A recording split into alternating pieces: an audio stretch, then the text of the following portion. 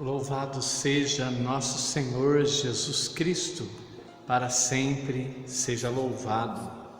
A paz de Cristo esteja no seu coração. Estamos chegando até você com mais um vídeo, mais uma palavra para o nosso crescimento na fé, para que nós possamos meditar, rezar, crescer até a estatura de Cristo. A palavra de Deus, ela é poderosa, ela é eficaz, ela cumpre a vontade de Deus, o desígnio de Deus em cada um de nós. E hoje eu quero meditar com vocês o texto, quero tomar como um texto referência o texto que está no Evangelho de Lucas. Quero que você tome lá na sua palavra, o Evangelho de Lucas, no capítulo 24. Lucas, capítulo 24, a partir do versículo 13. Lucas 24, 13. Diz assim o texto: Naquele mesmo dia, o primeiro da semana, 2 dos discípulos iam para um povoado chamado Emaús, a uns 10 quilômetros de Jerusalém. Conversavam sobre todas as coisas que tinham acontecido. Enquanto conversavam e discutiam, o próprio Jesus se aproximou e começou a caminhar com eles. Os seus olhos, porém, estavam como que vendados, incapazes de reconhecê-lo. Então Jesus perguntou: O que andais conversando pelo caminho? Eles pararam com o rosto triste e um deles, chamado Cleofas, lhe disse: És tu o único peregrino em Jerusalém que não sabe o que está acontecendo nestes dias? Ele perguntou: O que foi? Eles responderam: O que aconteceu com Jesus, o Nazareno. Foi um profeta poderoso em obras e palavras diante de Deus e diante do povo. E o sumo sacerdote e as autoridades o entregaram para ser condenado à morte e o crucificaram. Nós esperávamos que fosse quem libertasse Israel. Mas com tudo isso já faz 3 dias que todas essas coisas aconteceram. A palavra de Deus é clara para nós e dentro dessa reflexão o tema é: não vos afasteis de Jerusalém. Eu quero trabalhar essa questão porque nós vivemos num tempo difícil, vivemos num tempo complicado e Jesus ele faz menção, ou seja, ele tem, parece que uma preocupação em deixar muito claro, tanto aqui nesse texto, quanto depois da sua ressurreição, lá em Atos 1:4, que é necessário que não nos afastemos de Jerusalém. Jesus dá uma ordem, dá um mandato para que nós não nos afastemos de Jerusalém. Primeiramente, precisamos saber o que significa Jerusalém. O Salmo 122 vai dizer que fiquei alegre quando me disseram: vamos à tua casa, ó Jerusalém. Então Jerusalém para nós é a casa de Deus. Jerusalém para nós é o lugar onde Deus mora. Jerusalém para nós é o lugar onde Deus está. Jerusalém para nós é o lugar da presença, da glória, da Shekinah, da manifestação de Deus. E aí nós podemos abranger os vários lugares onde Deus está. Deus está em tudo, Deus está em todos os lugares. Portanto, Jerusalém significa para nós a igreja, significa para nós a comunidade, significa para nós o lugar onde nós estamos e que nós ali fazemos a experiência, ali nós fazemos o contato com a presença de Deus que se faz presente ali. Jerusalém para nós é o lugar da experiência com Deus, é o lugar da salvação.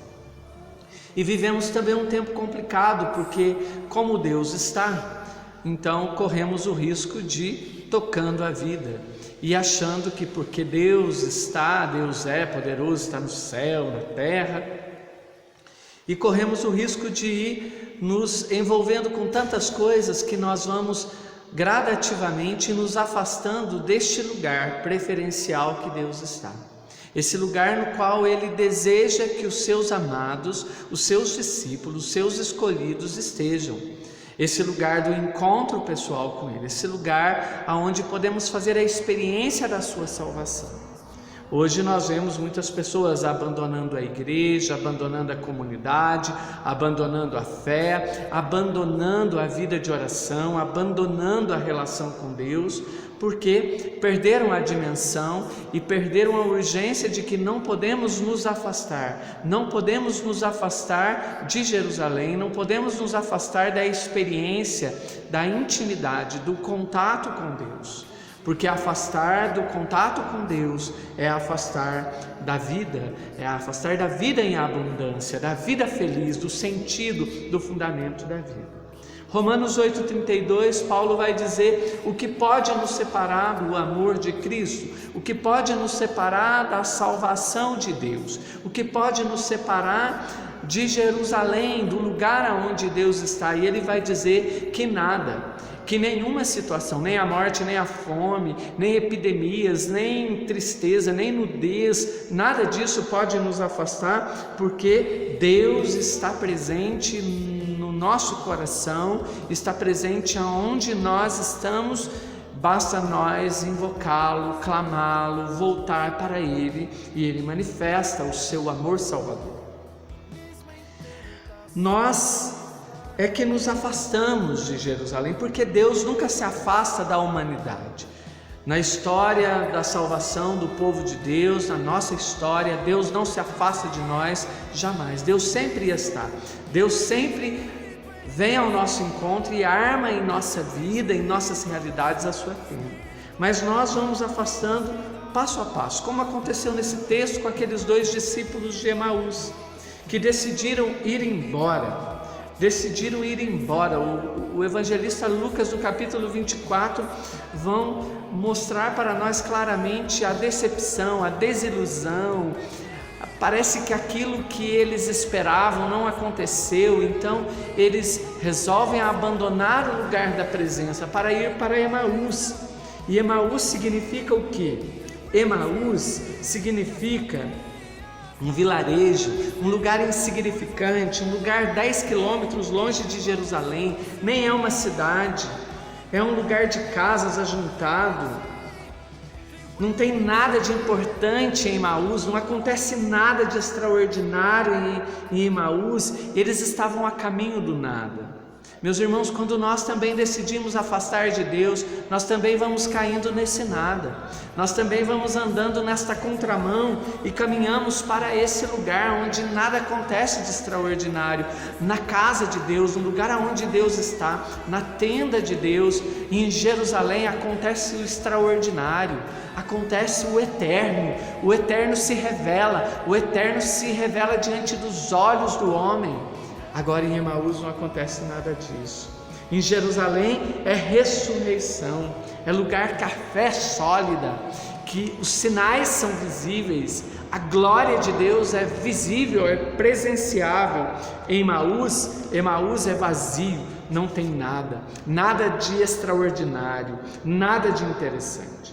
E eu quero abordar aqui alguns pontos que acontece, que gradativamente nós vamos abandonando o lugar onde Deus está, nós vamos abandonando Jerusalém, que está dentro de nós, mas também que se manifesta no nosso exterior, na igreja, na comunidade, nos grupos que fazemos, hoje com a evangelização através da mídia e tantos ambientes que podemos fazer Deus estar presente ali, experimentar sua glória, porque quando 2 ou mais estão, ali está Deus, onde nós nos colocamos diante dele, ele está ali. Primeiro ponto é: nunca abandonamos sozinhos. Preste atenção, não era só Cleofas, tinha mais um. Nós nunca abandonamos, sempre levamos alguém conosco. Existe uma conversinha fiada, uma pessoa mal resolvida na comunidade, na igreja, uma pessoa mal resolvida na fé, ela arrasta a multidão, ela começa a levar outros, começa a buzinar. Meus irmãos, aqui está o perigo. Pessoas começam a buzinar: para que rezar tanto, para que tudo isso, para que você agora, agora você não faz mais nada, agora você só quer saber de rezar. Meus irmãos, começam a buzinar. você vai dando ouvido, vamos dando crédito àquilo que as pessoas vão falando, e isso vai nos distanciando, isso vai nos contagiando, contaminando o nosso coração, e nós vamos deixando. E olha para vocês, os dois iam caminhando, iam discutindo, e Cleofas fala com o anônimo. É com o outro que é anônimo. Meu irmão, minha irmã, nós não podemos ser o anônimo, nós não podemos ser o Cleofas, nós não podemos nos afastar, não podemos falar no ouvido das pessoas para elas se afastarem, enfraquecer na fé, não, pelo contrário, não podemos deixar as conversinhas entrar e nem ser propagadores dessas conversinhas, porque, meu irmão, nós somos chamados a permanecer. E se nós começarmos a afastar, nós não vamos afastar sozinhos, nós vamos levar alguém conosco, alguém vai nos arrastar, porque Jerusalém é o lugar do cumprimento das promessas de Deus. Jerusalém é o lugar onde Deus vai manifestar a sua glória. Meus irmãos, nós não podemos nos afastar, porque se nós afastar, nós não vamos sozinhos. Você não pode se afastar, porque se nós afastar, nós vamos levar alguém conosco. Como Cleofas não estava sozinho, tinha um anônimo com ele. A segunda é a cegueira espiritual. Eles estavam cegos, eles não conseguiam enxergar além da realidade. A cegueira espiritual nos afasta.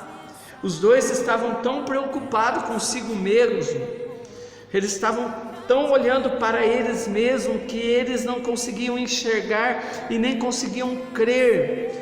Falaram até da conversa da ressurreição que algumas mulheres disseram, mas eles não eram obrigados a acreditar, porque eles não queriam acreditar nas promessas. Começaram a olhar, focar somente no negativo, no sofrimento, nos problemas.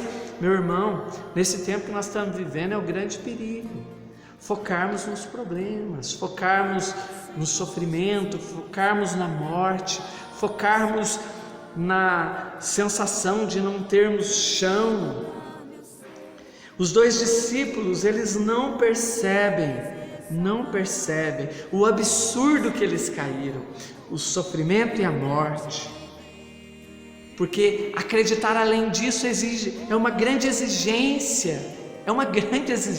Exige fé, e os discípulos não percebem que a exigência da ressurreição é a exigência do evangelho pregado por Jesus Cristo, a exigência que lhe é proposta na ressurreição de Jesus, que vamos viver daqui uns dias, que vivemos a cada dia na nossa vida. Ela ultrapassa, ela vai além daquilo que é natural, porque o evangelho que Jesus pregou, em todo o evangelho ele só apontava esse caminho, a ressurreição, a vida em plenitude. São exigências que o evangelho faz a comunidade, e abandonar a comunidade é abandonar a exigência, e daí nós caímos no esquecimento, na cegueira. Eles se tornam tão cegos que acham que sabem tudo, que sabem mais que Jesus Cristo. Eles estão andando com Jesus e não enxergam, porque eles acham que eles estão certos. A cegueira que leva à ilusão. A cegueira nos leva a viver a ilusão que somos os únicos que vemos a realidade, que somos maduros de juízo, que somos capazes de fugir da realidade e colocar parâmetros de verdade. Não, o parâmetro é Jesus, porque Ele é a ressurreição, porque Ele venceu, porque Ele não olha para si, mas Ele olha para a vontade do Pai. Quando os discípulos tiram os olhos da vontade de Deus, da promessa de Deus, do evangelho pregado por Jesus, eles ficam cegos, os olhos ficam como que escamas, porque eles não conseguem compreender o mistério. A terceira coisa é que eles estavam tristes. Quando nós começamos a afastar de Jerusalém, nós vamos nos tornando homens e mulheres tristes, porque perdem a esperança. Nesse tempo que nós estamos vivendo, tempos de incertezas, de insegurança, de medo, de pânico, O grande perigo é perdermos a esperança porque achamos que Deus nos abandonou. Deus não nos abandonou e nem vai nos abandonar. Deus não é um Deus que nos castiga, mas é um Deus que nos salva, que nos ama. Eles esqueceram da promessa de Jesus. Todas as vezes que nós esquecemos da promessa, nós ficamos somente na condenação, no negativo. Eles esqueceram que a última palavra não é a morte, a última palavra é a de Deus. A última palavra é a de Deus. Eles olharam para a morte, para os problemas, para as dificuldades e esqueceram da promessa. Existe uma promessa que Ele ia ressuscitar, ia dar o Espírito Santo, que ia ser derramado no nosso coração. Quando nós olhamos para a promessa, nós somos libertos do nosso medo, nós vencemos a desesperança, nós lutamos contra toda a desesperança com a esperança. O resultado de afastar de Jerusalém é a tristeza, porque o que tem no nosso horizonte é a morte é o fim. É a incapacidade de crer, é a incapacidade de esperar na promessa. Isso gera a tristeza. Cuidado com isso. Não olhe para a morte, não olhe para o sofrimento, não olhe para as realidades que às vezes são desesperadoras e oprimem, sufocam. Não olhe para isso, olhe para Jesus. Ele é a ressurreição, Ele é a resposta final, Ele tem a última palavra. Tudo vai passar, porque nada pode nos separar do seu amor. E outra coisa que me vem ao coração para refletirmos é esse secularismo que nós vivemos hoje, que faz o homem voltar somente para si, né? E faz o homem olhar somente para as coisas do passado. Antes era bom, chamado saudosismo. Antes era bom, antes eu gostava, antes eu era feliz, naquele tempo era bom. Nós vamos ficando no passado e começamos a remoer e começamos a viver do passado e esquecemos do presente, da novidade. A novidade é que nós estamos vivendo o tempo quaresmal, esse tempo oportuno, esse tempo de conversão, e daqui uns dias a ressurreição, esse tempo de vida nova. E esse tempo de vida nova é um tempo de crescimento e progressão na vida espiritual. Viver o momento atual, para não murmurar, para não reclamar, para não olhar para o que é negativo e morte e ficar olhando somente para o passado, quando tínhamos, quando nós éramos assim, quando eu fazia isso, o tempo do passado. E o último é a decepção. O penúltimo, a decepção. Estavam decepcionados. Quando nós decepcionamos, meus irmãos, com as coisas que acontecem, nós queremos desistir. A decepção nos leva à desistência. Decepção conosco mesmo, decepção com o outro, decepção, muitas vezes, decepção com as instituições, decepcionamos. Faz parte da nossa humanidade, mas a decepção, ela nos leva à desistência. Jesus cansou de falar, os discípulos não mudaram a sua cabeça, por isso desistem. Quando nós não ouvimos Jesus que fala na liturgia, que fala na palavra, que fala na Eucaristia, que fala na comunidade, que fala na igreja, que fala nos sinais, que fala na criação conosco, quando nós cansamos de ouvir e não vemos mais a novidade de Deus, quando nós caímos nessa decepção, nós abandonamos. Afastamos porque decepcionamos. Ficamos olhando para as pessoas, para as fatalidades, e aí nós abandonamos. Vamos para Emaús, vamos para aquele lugar do nada, aquele lugar do murmúrio, aquele lugar do vazio, aquele lugar dos derrotados, aquele lugar que não tem nada de esperança, aquele lugar que não projeta a nossa vida para a eternidade. Cuidado para não ficar olhando as coisas do passado, as coisas antigas. Cuidado para não decepcionar com as pessoas, cuidado para não perder o horizonte da promessa. A decepção nos leva para Emaús. E para encerrar, nós não podemos esquecer da falta de confiança.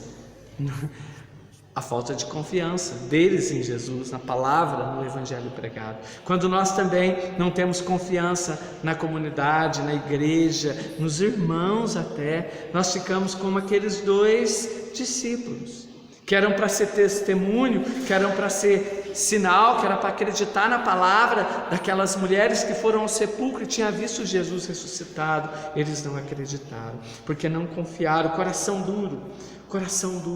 Mesmo Pedro e João confirmando, coração duro, endureceram o coração. Precisamos tomar cuidado para não ser como os discípulos de Emaús. Porque quando Jesus se manifesta quem Ele é, quando Jesus se revela para ele, quebra a ignorância do coração deles, quebra a arrogância do coração deles, e eles então voltam. Não é fácil voltar para Jerusalém, mas eles voltam para Jerusalém para dar testemunho, porque Jesus Cristo foi atrás dele. Jesus não nos abandona quando nós também queremos ser como os discípulos de Emaús. E a segunda coisa, Jesus Cristo ouviu suas queixas. Jesus ouve as nossas queixas, Ele nos escuta, mas a última palavra não é a do homem, não é a nossa. A última palavra não é a das catástrofes, o sofrimento, a morte. A última palavra é de Jesus. Jesus restaurou a comunhão deles com a verdade. Jesus se manifesta para ele. Jesus tirou as vendas dos olhos deles, fez cair as vendas. Jesus tomou a iniciativa. É Jesus que toma a iniciativa. É Jesus que vai ao encontro daqueles que estão indo longe, que estão afastando, que estão abandonando, e Jesus vai e os resgata. Essa é a nossa segurança. Não importa onde eu estou, onde você está, mas é Jesus que vai ao nosso encontro. Vamos pedir nessa nossa reflexão que Jesus venha ao nosso encontro, que Ele venha nos salvar, que Ele venha nos ajudar, que Ele venha nos encontrar, que Ele fale da Escritura no nosso coração, que Ele sopre o vento do Espírito Santo para despertar, para quebrar a dureza, a resistência do nosso coração, e nós possamos voltar para Jerusalém, para o lugar onde Deus está, para a intimidade com Deus, para a vivência no conhecimento de Deus, para que assim nós possamos viver o projeto de paz e felicidade. Louvado seja nosso Senhor Jesus Cristo.